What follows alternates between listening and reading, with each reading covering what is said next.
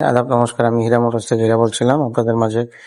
একটা ইঞ্জিন আপনার হচ্ছে, এটা হচ্ছে আরটিআর এর, এটা আরটিআর এর ইঞ্জিন। এই ইঞ্জিনটাতে প্রবলেম হচ্ছে গিয়ার শিফটিং এ ঝামেলা হইতো।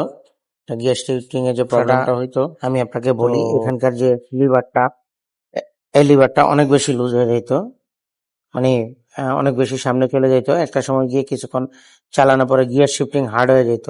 আর এই লিভারটা যখন আপনি হালকা ধরবেন দেখবেন এটা আপ ডাউন করতে থাকে। তো এরকম প্রবলেম হলে আপনার গিয়ার বক্সের ব্যারিং এর সমস্যা হচ্ছে। আপনার যখন একটা গাড়ি দেখবেন, যদি মোটামুটি আপনার ক্লাস একটা অ্যাডজাস্ট পরিমাণে রাখছেন, এটা অন্য গাড়ি দিয়ে দেখাচ্ছি।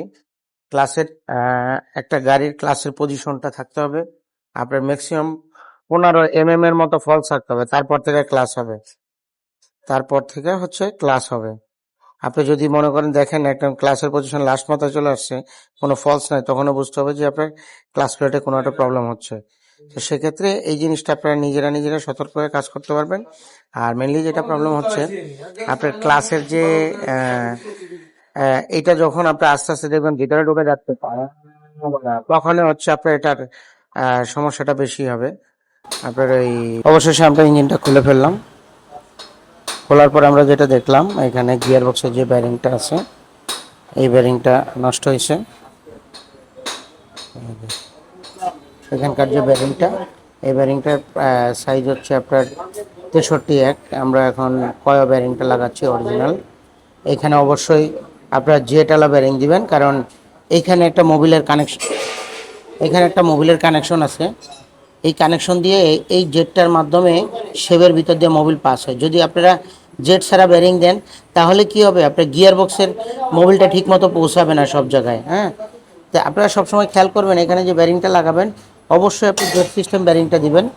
তো এই যে হচ্ছে টোটাল ইঞ্জিনটা, আর ব্যারিংটা হচ্ছে এই যে কলারটা, অবশ্যই এটা ঝালাই করে খোলা হয়েছে। হ্যাঁ, এই যে ঝালাই করে খোলা হয়েছে। এটা হচ্ছে 6001 সাইজের ব্যারিং। এই একটা ছোট্ট ব্যারিংয়ের জন্য আমরা কিন্তু টোটাল ইঞ্জিনটা খুলেছি। এটা আসলে আমি বলবো যে আসলে আপনাদের মানে আরটিআর গাড়ির কমপ্লেন করতেছি না, এটা কোম্পানি চাইলে আর একটু বড় সাইজের ব্যারিং দিতে পারতো, তাহলে ওনাদের এই অল্প প্রায় হয়তো 40-50 হাজার কিলোতে গিয়া আপনাদের এই ব্যারিংটা পরিবর্তন করা লাগতো না। আর এইটাতে আরেকটা ইস্যু আছে, এটা যাওয়ার আরেকটা কারণ হচ্ছে আপনার যদি অনেক সময় দেখা গেলো লোকাল ক্লাস অ্যাসেম্বলি লাগান, সেক্ষেত্রে লোকাল ক্লাস অ্যাসেম্বলিগুলিতে স্প্রিংগুলো অনেক হার্ড থাকে, অ্যাসেম্বলি কমপ্লিট। তো সেই ক্ষেত্রে তখন হচ্ছে আপনার এই প্রবলেমটা হয়ে থাকে। তা আমরা এখন টোটালটা ইঞ্জিনটা কমপ্লিট করব। আমি আসলে ভিডিওটা লং টাইম যেহেতু, নাহলে ইঞ্জিন মান্দাটা দেখাতাম, অন্য একদিন দেখাবো, নেই সমস্যা নেই।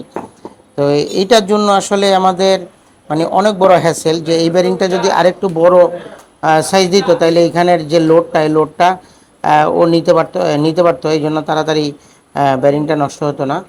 তো আমরা এখন ইঞ্জিনটাকে কমপ্লিট করব। এই ব্যারিংটার কারণে হচ্ছে আপনার মনে করেন গিয়ার শিফটিংয়ে ঝামেলা করে, গিয়ারে আপ ডাউন করতে গেলে ইঞ্জিনের ভিতরে মনে যেন ভেঙে চলে যাচ্ছে, এটা হচ্ছে বিষয়। তো আজকে আমরা ইঞ্জিনটা কমপ্লিট করে ট্রায়াল দিয়ে আপনাদের দেখাবো আসলে গিয়ার শিফটিংটা কতটুকু এবার ফলস থাকে বা কী থাকে।